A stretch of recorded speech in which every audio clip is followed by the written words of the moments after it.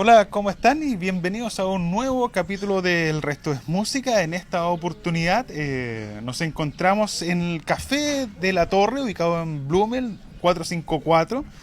Panadería, pastelería y cafetería que podrán disfrutarlo. Hicimos esto porque ya nos trasladamos del estudio, nos encontramos en este lugar para conversar de astronomía y qué mejor hacerlo con el astrónomo Eduardo Bunde. Eduardo, ¿cómo estás? Hola, muchas gracias.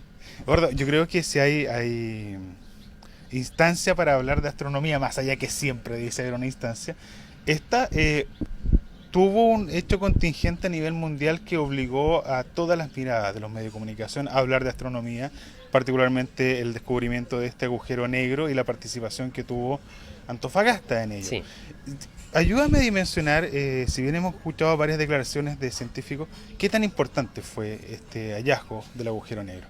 Mira, yo creo que tiene importancia a dos niveles. Hay una importancia a nivel de la conciencia general sobre la astronomía, porque creo que a mucha gente le permitió apreciar el rol que Chile juega en esta clase de esfuerzos de clase mundial, ¿cierto? Por hacer ir avanzando el conocimiento.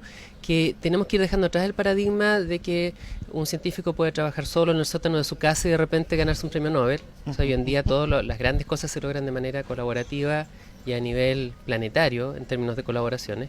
Eh, pero hay distintos pesos dentro de las colaboraciones y en esta ocasión pudimos ver que Chile tenía un peso tremendo dentro de ese esfuerzo colectivo.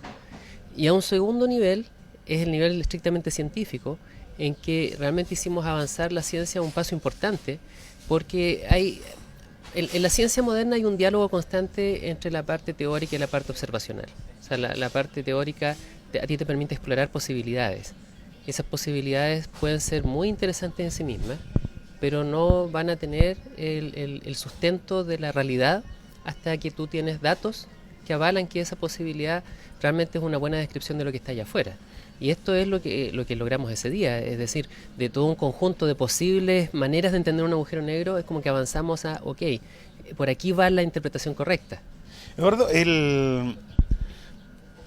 conversábamos antes de comenzar el programa, que yo decía que hay una suerte de sociabilización respecto a la labor del astrónomo a raíz de este descubrimiento. Sí. Pues si tú hablabas con el antofagastino de pie y le preguntabas, mira, Antofagasta es importante en materia de astronomía, sí, te decían casi por apretando play, tenemos Paranal, está ALMA, está LLT en construcción, pero cuando te preguntabas ya, ¿qué hallazgo ha hecho este proceso, o estos astrónomos, o toda esta tecnología?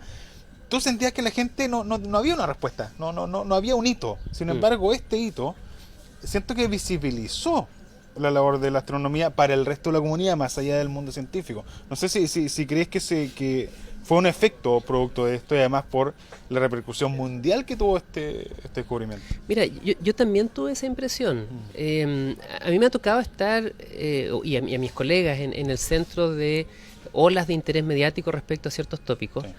pero siendo muy honesto contigo, muchas veces esas olas van asociadas a fenómenos que no son tan interesantes científicamente. Claro. Por ejemplo, a veces hay mucha expectación, por ejemplo, por el eclipse este año, por Sí, decir algo. sí, Que sí, tú sí, sabes, va a sí. tener eclipse prácticamente todos los años en alguna Sí. parte del mundo y es como, bueno, otro Pero a ti más. siempre ¿Ok? para la prensa tiene una connotación el eclipse. Claro, o de repente, no sé, algo muy inesperado, como una lluvia meteórica, Claro. alguna cuestión así, que dice, pues si tengo como 10 en el año, ¿no?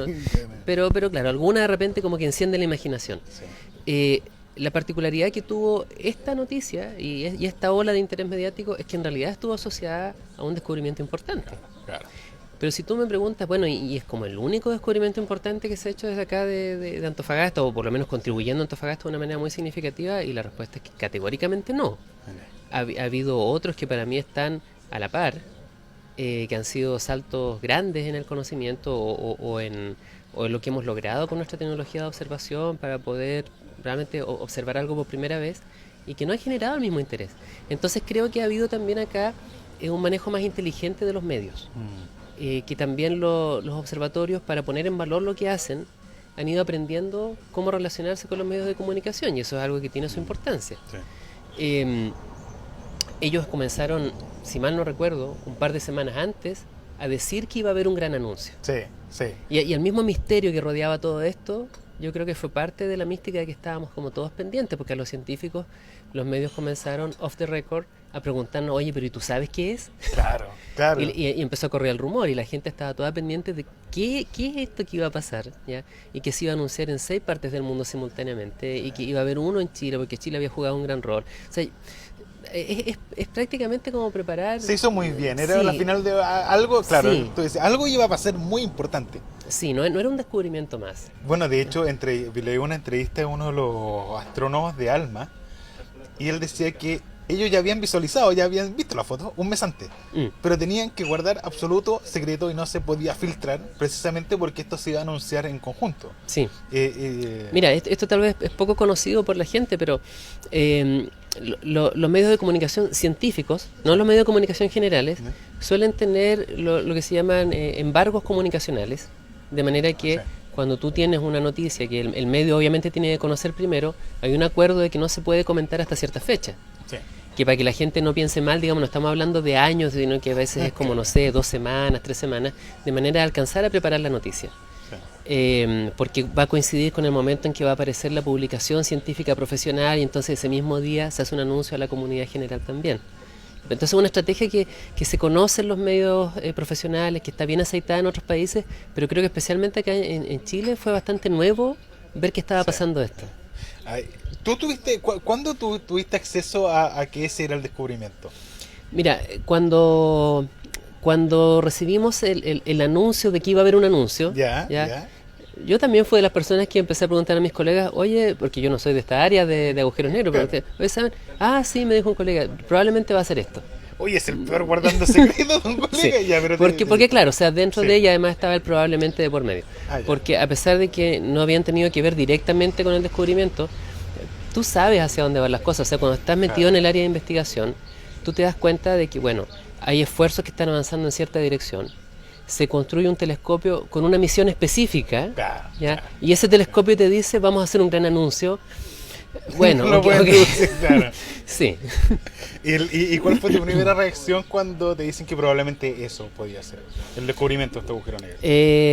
¿Estaba dentro del know-how de los científicos? ¿Era algo latente que en algún momento sabían que iba a pasar o no?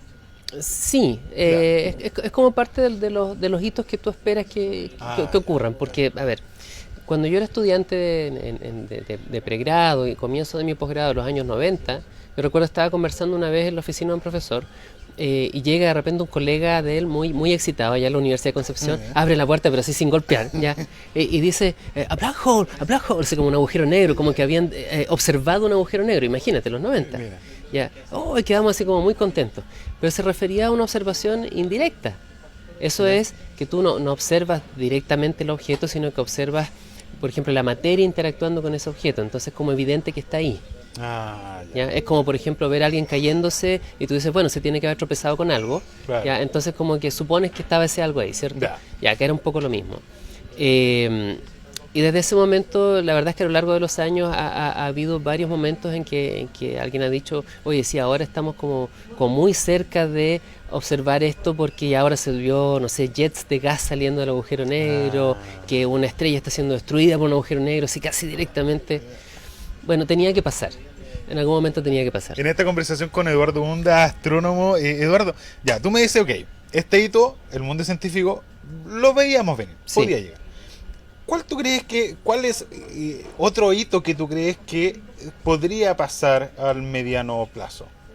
Hacia el futuro. ¿Sí? Porque este ya lo veíamos venir. Mira, yo creo que algo para lo que tenemos que prepararnos seriamente y en una escala de, a ver, ¿qué fecha? 2019, como en 10 años, ¿Ya?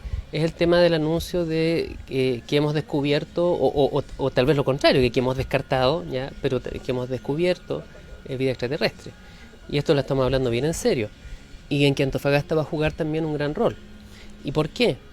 Porque resulta que tú mencionabas hace un momento, ¿cierto? Sí. La construcción del telescopio VLT, que Sí. ya se terminó. Que está se inauguró frente a Paraná. el VLT es Paraná. Disculpa, el VLT es Paraná, En los sí. 90, que lleva ya prácticamente 20 años operando. Y cerca de Paraná, ¿cierto? La construcción del LT. ¿Ya? Esto genera una tremenda cantidad de infraestructura astronómica en nuestro país, ¿ya? Pero cuando vamos a las misiones específicas de estos telescopios, en particular el ELT, que es el que está en construcción, que se inaugura el 2024, una de las misiones más importantes que tiene es poder hacer análisis detallados de las atmósferas de los exoplanetas que se han ido descubriendo en todo este tiempo. La gente que ha estado más pendiente del tema de los exoplanetas sabe que a estas alturas ya tenemos unos cuantos miles de exoplanetas descubiertos. En contraste, en nuestro sistema solar hay 8, ¿cierto? Si vemos todas las estrellas que hemos podido analizar, hay un catálogo de algunos miles de exoplanetas. Pero una cosa es saber que el planeta está ahí, y otra es saber qué es lo que tiene ese planeta.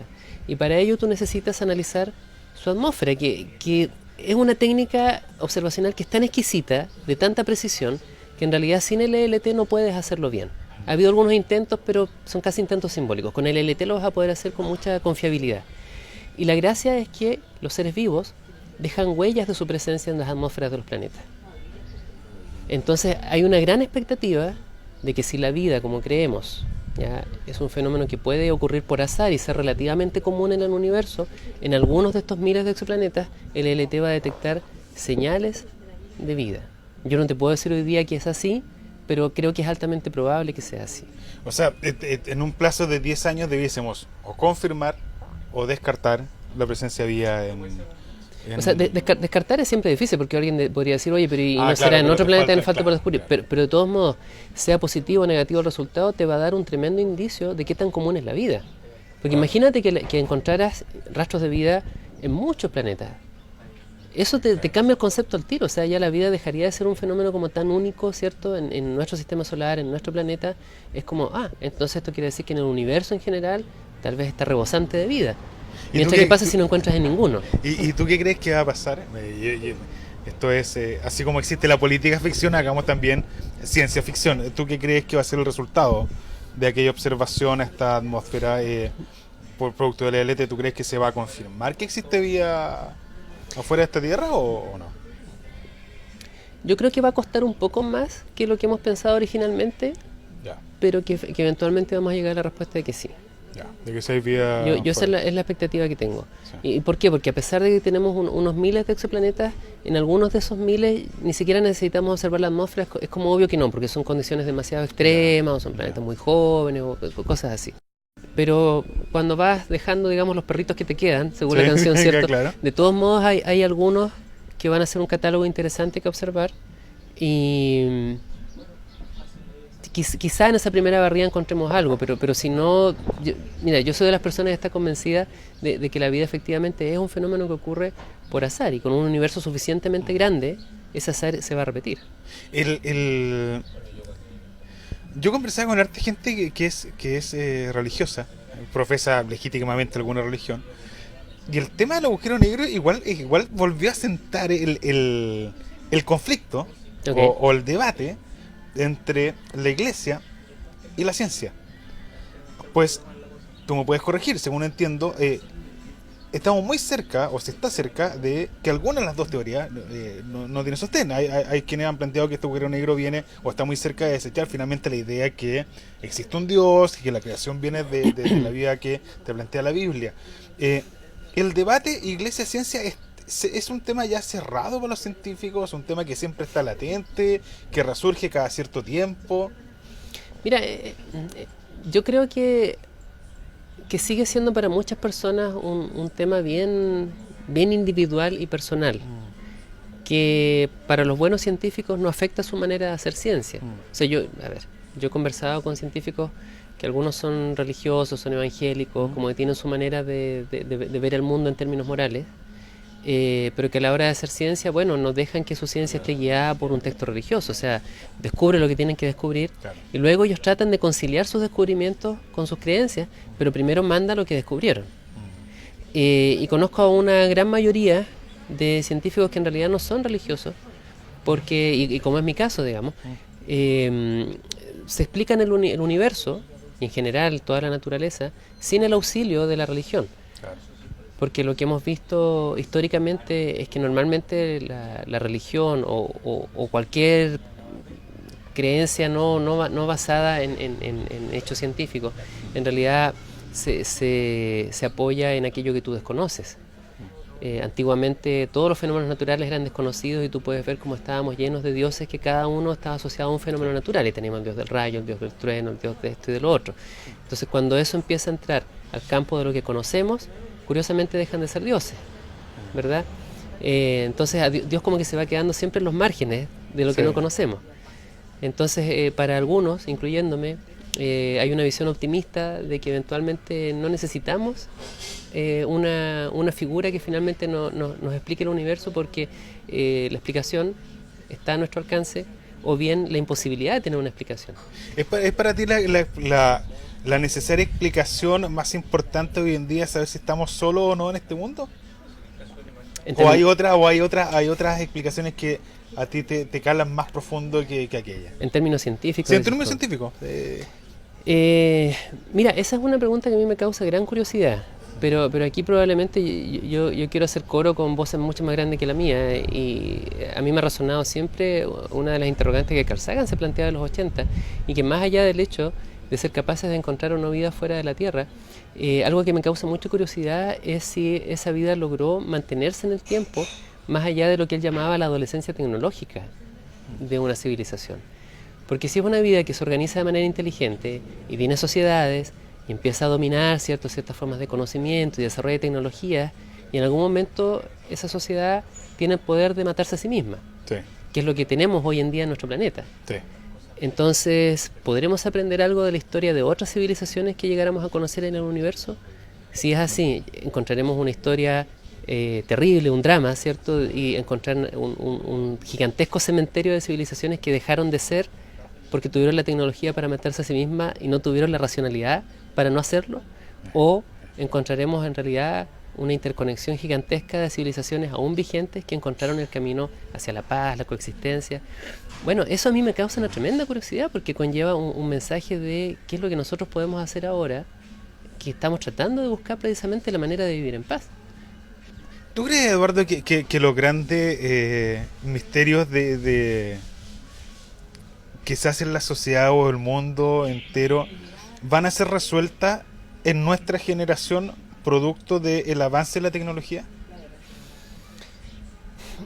Mira, hubo un científico del siglo XIX que tuvo la audacia de decir que ya se sabía todo lo que había que saber. Y entonces no quiero cometer el mismo error.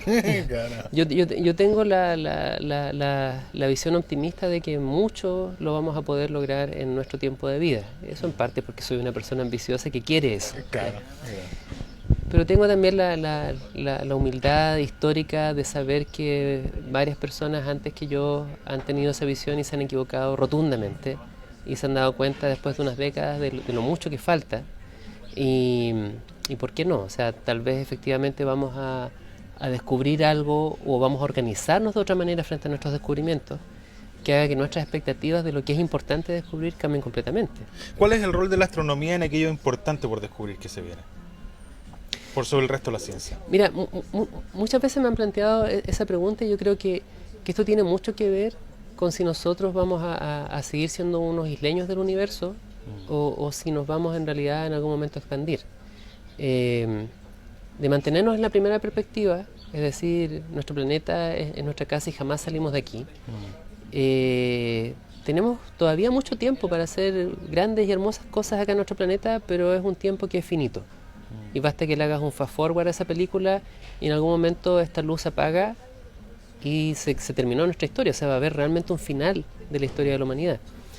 Pero si, como algunos esperamos, esto en realidad es un capítulo que inicia la historia de la humanidad en un contexto de exploración del universo, la verdad es que sin astronomía tú no puedes hacer nada de eso. O sea, sería como haber salido a explorar los océanos sin cartógrafos, sin gente que en realidad te pudiera ir ayudando a tener una estructura global de lo que estabas conociendo. Eduardo, entendiendo que en la segunda parte nos vamos a meter de lleno a la astronomía y Antofagasta, ¿cuáles son los principales, en esta primera parte siempre he tenido esa duda, cuáles son los principales mitos que tú escuchas respecto a la astronomía o que no tienen ningún sostén científico pero que están instalados? ¿Qué tan probable es el meteorito que caiga en la Tierra? ¿Qué tan probable? No sé, ese tipo de mitos. Mira, ¿Estamos con muchos mitos respecto a lo que es la astronomía o lo que le pueda pasar a este mundo en lo global o no? yo tengo la esperanza de que cada vez menos. Ya. ¿Ya? Bueno, Pero, está hoy día instalado el debate si la Tierra es plana. O sea, el sí, debate en ciertos sectores es terraplanista. cosa que me asombra, realmente me asombra mucho, pero bueno, quizá te permite diagnosticar el estado de nuestra sociedad actual y la relación que tiene con el conocimiento científico, que muchas veces comete el error de entender como una voz más, ¿ya? Dentro de un debate que tal vez no tiene tanto sentido en todos los temas. Claro. Porque la ciencia tiene un respaldo, o sea, es una voz mucho más autorizada para hablar de ciertas cosas que alguien que tiene una opinión casual por algo que se le ocurrió. Pero bueno, así estamos. De los mitos que conocemos más frecuentes, bueno, la Tierra plana ha ganado mucha popularidad. Sí. Tema del meteorito o asteroide más bien, que vaya a chocar en algún momento con la Tierra, ¿verdad? También la influencia que el Sol pueda tener, por ejemplo, sobre los terremotos en la Tierra es algo que a menudo nos preguntan de ese tipo de cosas, porque durante un tiempo, en torno al terremoto del 2010 en Chile, se popularizó harto en televisión esta idea que podía haber relación entre las dos cosas. Y por supuesto la inmortal relación entre los reportes de ovnis y cosas así y lo que hacemos los astrónomos, que no tiene absolutamente nada que ver, Claro. que nunca jamás un astrónomo ha observado ningún ovni ni nada de eso. Pero curiosamente todos los que no tienen que observar regularmente el cielo observan ovnis. Claro, Ya, claro. siempre pasa eso. Creo que son los más comunes. Y existe una... ¿Qué tan demandada es la carrera de astronomía hoy día por las próximas generaciones? ¿Y cómo crees que puede influir estos hitos más mediáticos, igualmente relevantes, en hacer un impulso a que se metan más chicos a estudiar astronomía? Mira, yo creo que con eso hay que ser realistas. La astronomía es una ciencia básica y como tal podemos como humanidad ponernos de acuerdo, darle mucho auge, porque tal vez la humanidad decide estar enamorada del conocimiento por per se, digamos, pero eso requiere financiamiento. Pues si tú no tienes financiamiento, ¿para qué haces estudiar astronomía a personas que después tal vez no vas a tener cómo contratar, verdad? Entonces, analizando la parte más fría de esto, yo creo que quizá hay mucha más oferta de carreras de astronomía que la necesidad que hay de personas que puedes absorber luego en las universidades y en los observatorios. En estos momentos, Chile yo creo que está superando su capacidad de absorción y eso me preocupa un poco.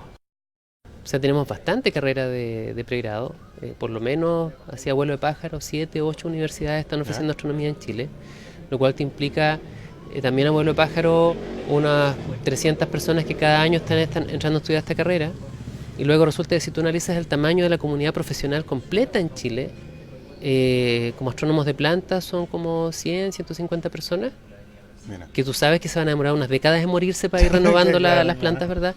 Y se empiezan a acumular los postdocs, que son gente en trabajo temporal. Entonces, como está ocurriendo con varias ciencias y otras profesiones que no son directamente de ciencias, pero son afines, creo que no necesariamente hay un balance bien hecho entre la oferta y la demanda. Y eso es algo con lo que tenemos que tener cuidado. Nosotros ahora te invito a que vayamos a Eduardo Hunda, astrónomo, a una breve pausa comercial en el resto de música y ya volvemos con este espacio de Timeline.cl en Radio Sol a conversar directamente sobre astronomía y también la importancia de Antofagasta en esta materia. Así que vamos y volvemos. Radio Sol, donde la música no para. No para.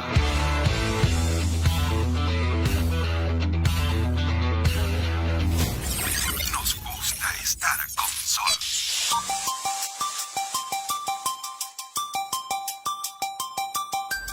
Radio Sol, de clásicos a sonidos de hoy.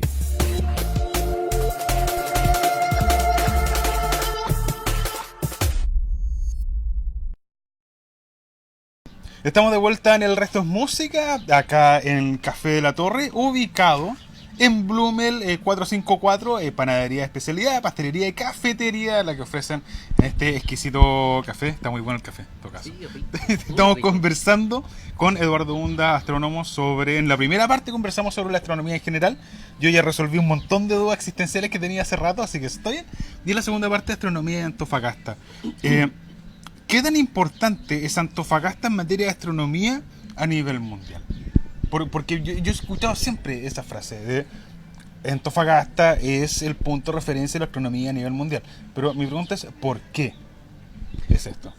Mira, yo creo que aquí hay una excelente oportunidad de aclarar algo para los auditores, que es un dato que a menudo se repite mal y que es bueno primero corregirlo y de ahí desglosarlo un poquito. Y es cuando se habla del porcentaje de capacidad astronómica instalada en nuestro país. Tú vas a ver que autoridades políticas, autoridades científicas, ya, CONICET sin ir más lejos, ya para el Día de la Astronomía publicaba este dato en su portada y se habla de que en Chile va a estar el 70% de la capacidad astronómica del mundo, ya dentro de la siguiente década. La verdad es que las proyecciones que tenemos son optimistas, pero son un poco menos optimistas. Ya, creo que nunca han querido corregirlo porque como que ya pusieron el número y les da vergüenza bajarlo, ¿verdad? Ya mira, pongamos los datos correctos. En Chile se espera algo así como el 55% de la capacidad astronómica del mundo. ¿Ok? ¿Cómo se calcula eso? Se calcula básicamente midiendo los diámetros de los espejos que se ocupan en astronomía. Porque los diámetros de los espejos te permiten calcular el área, ¿verdad? Y con esa área tú dices, bueno, esta es la cantidad de fotones que está llegando del espacio que voy a recibir en esa área. Por lo tanto, la información que está entrando al planeta Tierra, tanto porcentaje es el que va a estar entrando por espejos instalados en Chile. Entonces tú dices, un 70%, eso es el cálculo antiguo, ya de esa área está instalada o va a estar instalada en nuestro país. Lo que pasa es que ese cálculo se hizo hace varios años, cuando se pensaba que el telescopio TMT se iba a venir a Chile y finalmente optó por Hawái. Y después nadie corrigió la cifra y por eso te digo 55% número real. Ya, ¿cuál es la parte importante para nosotros respondiendo a tu pregunta? Que si ahora desglosamos un poquito esa cifra, y este es el dato que debiera de ser de gran relevancia para la región de Antofagasta, es que prácticamente el 40% de la capacidad astronómica del mundo va a estar en la región de Antofagasta. Mira. Por sí solo, olvídate del resto de Chile. Yo te dije, en Chile va a estar el 55%, ¿verdad? Ok, saca el resto de Chile. En Solo la región de Antofagasta, Antofagasta, solo el 40% de la capacidad astronómica del mundo. ¿Con la operación ya puesta en marcha del ELT? Con la operación del ELT considerada para inicios del 2024, como dijimos hace un rato, ¿verdad? ¿Y qué es lo que esto implica? La verdad es que genera garantizadamente que de aquí al futuro tú vas a tener a la región de Antofagasta en el centro de todos los grandes descubrimientos. Porque, podemos hacer analogía de otra área. Si yo te dijera, mira, es que yo tengo todos los estadios en mi país, entonces ¿dónde se van a jugar los campeonatos de fútbol? Bueno, obviamente en mi país, pues cierto, ya acá es un poco lo mismo. Si tengo acá... Vamos a tener la pelota. Exacto, cierto, ya. Entonces es obvio que todos los descubrimientos grandes van a estar hechos con participación, si es que no con el protagonismo completo de los equipos instalados acá. Así que eso es en el fondo la sustancia que hay detrás de esa frase de que la capital astronómica del mundo es eso, cuantitativamente es eso. De ahí tú puedes tener una serie de correlatos que, o los tienes o no los tienes dependiendo de varias circunstancias externas, como por ejemplo, si la región de Antofagasta a su vez explota estas oportunidades porque haya, no sé, una cultura astronómica local y mucho turismo y capacidad científica propia en la región de Antofagasta y todas las otras cosas que queramos decir, ya, ojalá que sí. Ya, pero incluso si no hubiera nada de eso, yo te aseguro que el nombre de región de Antofagasta va a estar circulando por los siglos por venir en los textos de historia. ¿Qué tan lejos estamos de eso complementario a esta 40% de la astronomía de Antofagasta? ¿Qué tan cerca estamos de la inversión pública, de crear la cultura, de crear los medios para que el científico, el astrónomo, realice la investigación? Depende mucho de nuestras autoridades y representantes locales. ¿Sí? Acá nos hemos encontrado con que muchas veces los habitantes de la región de Antofagasta tienen una visión bastante crítica de el rol de los observatorios internacionales en nuestra región. Y la verdad es que es una visión que, independiente que yo soy astrónomo, yo comparto. O sea, se podría perfectamente hacer bastante más en términos de establecer una relación más estrecha de la actividad de los observatorios con los intereses de desarrollo de la región. Pero ¿cuál es el problema que hay ahí si tú investigas el origen de esto? Porque no es que un observatorio llega a Chile y pregunta en secreto, oye, ¿cómo puedo contribuir poco? ¿Ya? Un observatorio llega preguntando qué es lo que el país espera. Y lo que ha ocurrido sistemáticamente durante décadas a estas alturas es que nuestra región nunca ha estado presente en las negociaciones que el gobierno central tiene con quienes llegan golpeando su puerta para traer un nuevo observatorio al país. Entonces se hacen mesas de negociación y documentos de trabajo y actas para un lado y para otro, pero ocurre todo en Santiago sin participación de regiones y luego tú te informas de lo que se acordó. Entonces, claro, un par de décadas más tarde, cuando en la región de Antofagasta nos damos cuenta que se está construyendo un observatorio, ¿cierto? Sí. Y empiezan las expectativas de, oye, pero ¿y lo voy a poder visitar de noche? Oye, pero ¿y los niños de la escuela tanto van a poder ir para allá? Y toda una serie de cosas que querríamos ver. Oye, ¿y un planetario? ¿Va a haber un planetario? Sí. Yo he escuchado eso no sabes cuántas veces, pero resulta que se dice cuando ya está construido y todo firmado, y no adelantándose a la siguiente negociación. Entonces lo que falta ahora es una acción proactiva, que nuestras autoridades y representantes electos instalen el tema en las mesas del gobierno central y digan, de aquí hacia adelante, nosotros no queremos que se firme nunca más nada sin que haya habido representación de la región de Antofagasta en las negociaciones. Porque de otro modo vamos a hacer una pataleta cuando el siguiente observatorio llegue. Y bueno, yo insisto, yo soy muy astrónomo seré, porque vivo en la región hace mucho tiempo, me identifico con las expectativas de desarrollo acá, y me parecería muy legítimo en algún momento mandarse una pataleta.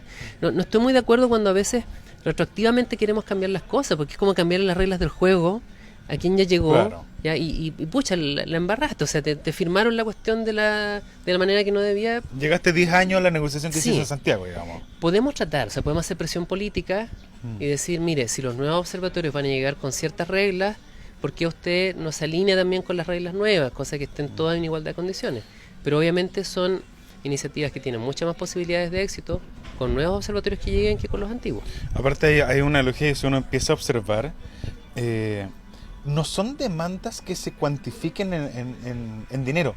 Yo creo que sí hay un consenso respecto a la importancia de la labor científica, sino que si te empezás a fijar, las demandas son simples. Quizás para el público es poder conocerlo, es poder entrar, a diferencia de lo que uno tiene por ejemplo con las mineras. A la minera sí le pide que el feedback se traduzca en dinero. A la astronomía se le pide, o al observatorio, de conocer ese mundo.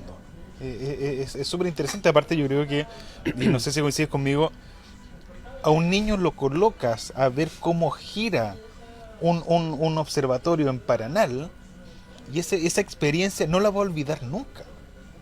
O sea, son hitos. A ver, yo creo que hay que ser audaces con estas cosas. No es necesario optar. Yo creo que se puede tener todo. Es decir, puedes tener ese tipo de expectativas y solicitudes blandas como lo que estás planteando, que tienen que ver con ponerse de acuerdo respecto al funcionamiento y horarios de visita, accesos, modos de visita, que hay experiencias que sean de primer nivel, impresionantes, que a lo mejor le cambian la vida a alguien. Sí, 100% de acuerdo. Pues no tenemos que olvidar que también estamos hablando de algo que en términos de un pasivo al que Chile renuncia cuando llega un observatorio al país, igual se traduce a una cantidad de dinero que es importante y no hay que ser muy tímidos con eso, son cuestiones de las que tenemos que hablar. Nuestro país da exenciones tributarias a los observatorios internacionales que llegan al territorio, ¿cierto? Y eso se traduce tranquilamente en un ahorro de 25 o 30% del costo. Entonces cuando alguien te dice que yo tengo un proyecto de, no sé, 100 millones de dólares, bueno, tú le estás aportando pasivamente como 30. Entonces, pongámonos de acuerdo respecto a cosas que se puedan hacer con una fracción de eso. Si no hay nada de malo de hablar de esas cosas. Entonces, claro, yo también entiendo, porque me dedico a la ciencia de manera profesional, que un observatorio internacional no es una institución de beneficencia. No va a venir acá a hacer filantropía y ver cómo puede ayudar, ¿cierto?, a mejorar todo prácticamente en la región. Ellos tienen cierta misión, tienen cierto mandato de quienes lo financian. Y hasta ese 30% de dinero que se ahorra, se ahorra, pero se habría querido gastar en investigación, no en acciones de divulgación ni nada de eso. Pero es que podemos asociarnos. Y puede haber proyectos que sean regionales, levantados por la región de Antofagasta, en que tú tengas a los observatorios como socios por un largo tiempo. O sea, un observatorio llega acá mínimo por 50 años, probablemente por 100 o 200 años. Y si tú prorrateas esos montos que inicialmente se están ahorrando en esas escalas largas de vida, la verdad es que una contribución que a veces no signifique más dinero para el país, pero una preferencia por la región de Antofagasta, me parece perfectamente factible. Y te doy un ejemplo concreto. Los observatorios nuevos que están llegando, como es el caso del Cherenkov, que es el telescopio de rayos gamma que se anunció a fines del año pasado, vienen con una cláusula que hace que 1/3 del dinero que aporten a Chile queda para la región de Antofagasta. Mira. Y eso es una cláusula nueva, o sea, es un invento del último par de años porque hemos hecho presión sobre Cónice y Cónice finalmente dijo, no, si en realidad tienen razón, vamos a empezar a agregar esto en los nuevos términos de negociación. Pero eso antes no existía.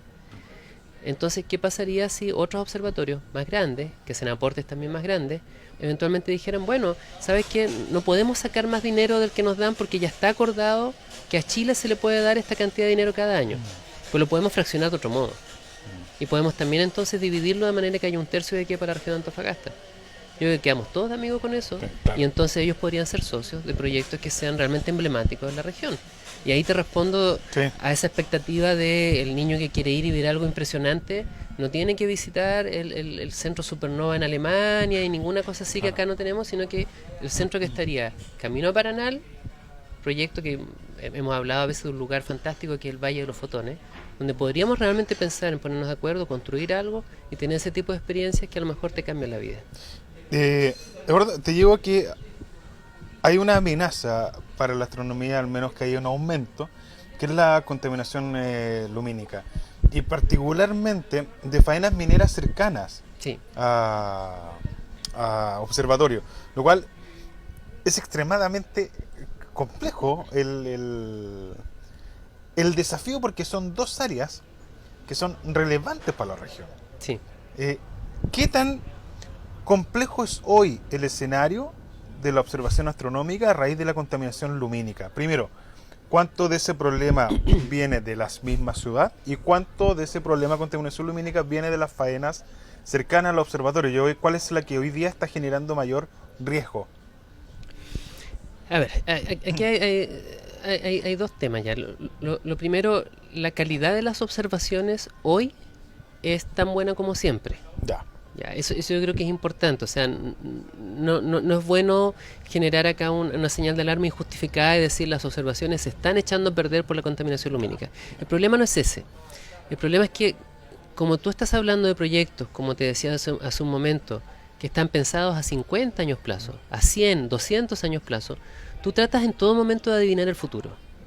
¿Qué es lo que va a pasar con mis observaciones en 10 años, en 20 años? ¿Van a seguir siendo igual de buenas que hoy? Y si yo adelanto la película esos 20 años y me doy cuenta que en ese momento ya el cielo está hecho pebre, ¿en cuál momento entre hoy y esos 20 años es que debía actuar? Claro.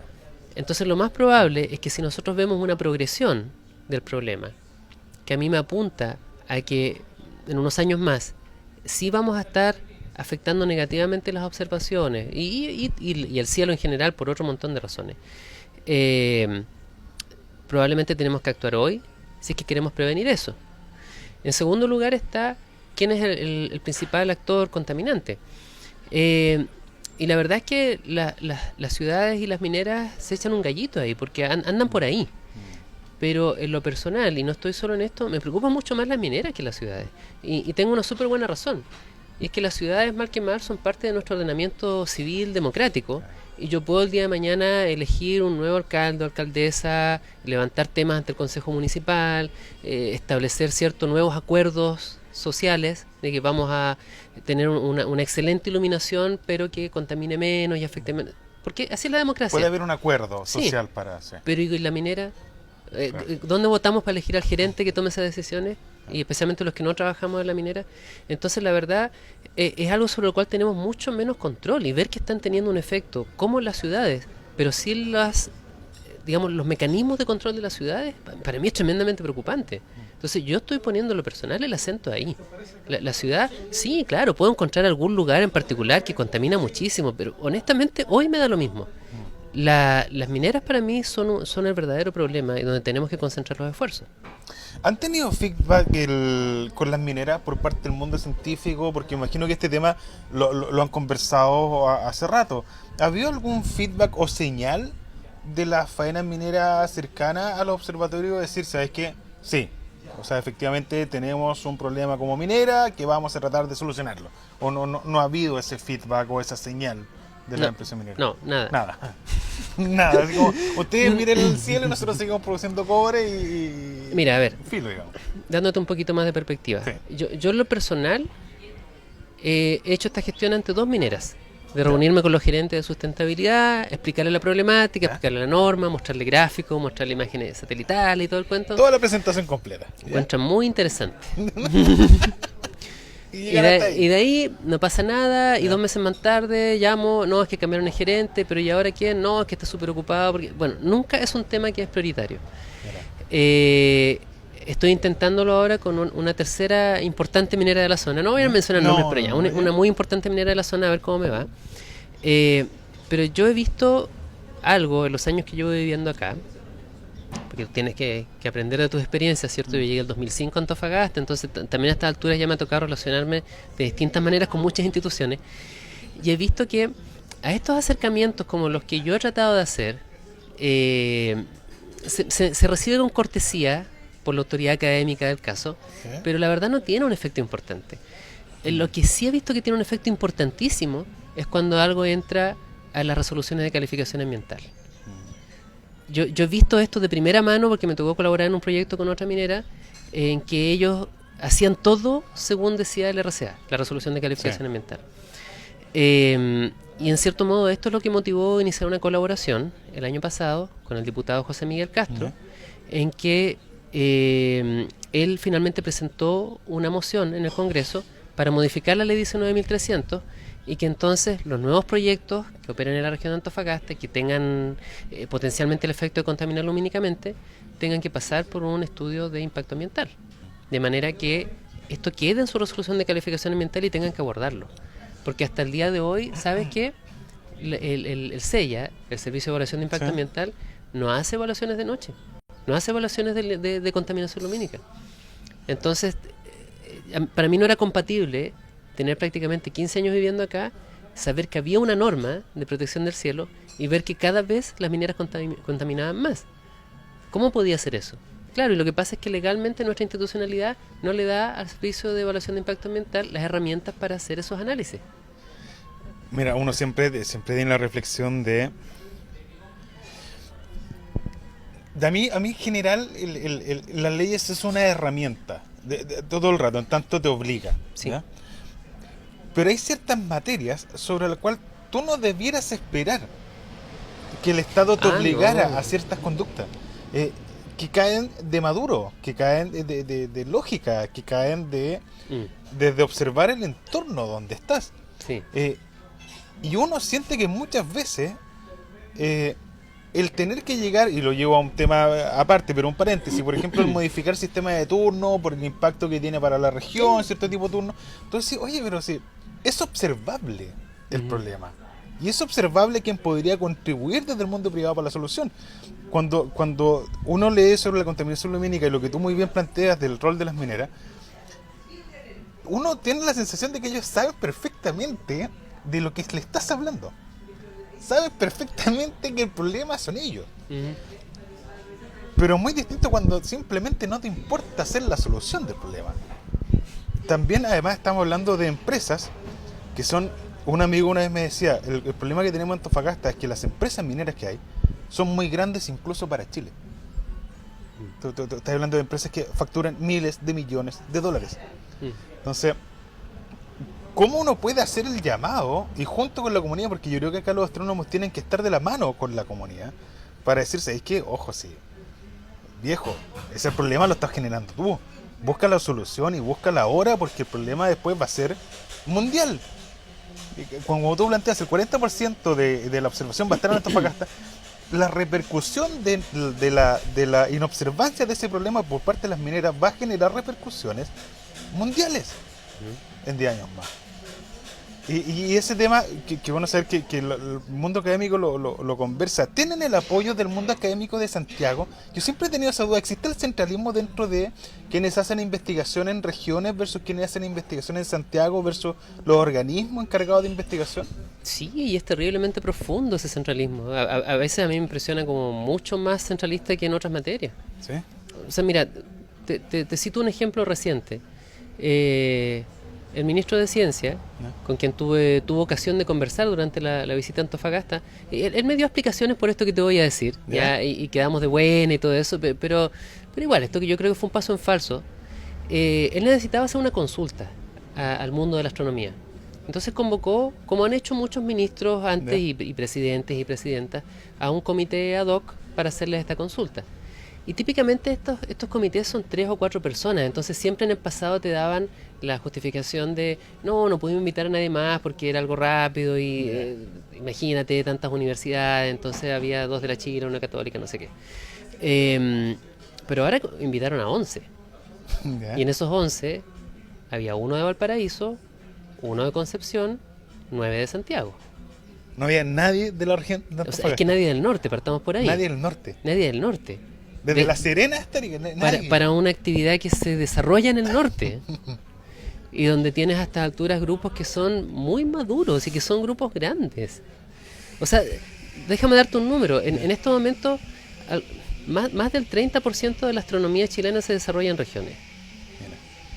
Creo que va tirando como por un 40%, una cosa así.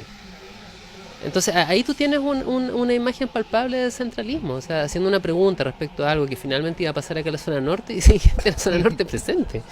Y eso es algo que lo he visto en un montón de ocasiones, o sea, lo veo en las invitaciones, qué sé yo, a congresos, a paneles, a todo tipo de cuestiones. Es como que si tienes contacto en la Universidad de Chile, en la Católica en Santiago, ya estás. Claro. ¿Para qué más, digamos? A pesar de que muchas veces ha ocurrido que los descubrimientos se han hecho en regiones. Yo te doy, sin ir más lejos, un caso igual relativamente reciente. El año pasado, cuando se liberó este primer mapa 3D de alta resolución de la galaxia, que en el proyecto caía, que fue una pequeña noticia que salió en portada, en La Tercera, en otros medios así como más o menos importantes, se hablaba de un chileno de la Universidad de Concepción que había tenido que ver con esto. Yo me puse a averiguar y era así como alguien que había como programado el software o algo de ese estilo, un rol como súper chiquitito. Y voy llegando a la oficina, un colega me dice, oye, vi que salió eso. Y yo le digo, pero tú no tenías que ver con esto. Y me dice, sí, claro, pues si soy la única persona de Chile que está efectivamente en la colaboración científica. Acá en la U de Antofagasta, ¿ya? Teníamos a la única persona del mundo científico chileno que en realidad estaba en esto, de Santiago ni lo pescaron. A la otra persona la tuvieron en televisión, etcétera. Yo te digo, jugando un rol que era muy menor y fuera de la colaboración científica, ya que en realidad había hecho la ciencia, que fue ese mes autor como de 6, 7 papers de una vez, ¿ya? No tuvo ninguna visibilidad. Ya, yo creo que eso te muestra cómo estamos con temas de centralismo científico. Yo quiero agradecerte, Eduardo, porque nosotros ya llegamos al final de la entrevista, se pasó una hora volando. Sí. Las puertas están abiertas porque de verdad que ha sido una conversación muy interesante, un entrevistado muy interesante y en una materia que si el mundo ya nos está viendo y nos va a estar viendo con mayor cantidad en los próximos años, requiere que el tema sea abordado con la profundidad que se requiere, así que muy agradecido por este espacio de conversar con nosotros, Eduardo. No, gracias a ustedes por la invitación y bueno, por ayudar a poner en relieve y en su justa dimensión un tema que yo creo que es una vía cierta de desarrollo para la región de Antofagasta, no solamente en lo económico, sino que también en lo cultural. Así que muchas gracias, Eduardo. Nosotros nos vemos en la próxima semana en una nueva entrevista en El Resto Música. Agradecemos a Café de la Torre, panadería de especialidad, pastelería y cafetería ubicada en Blumel 454. Venga, de lunes a viernes y también los días sábados. Así que muchas gracias y nosotros nos vemos en la próxima semana.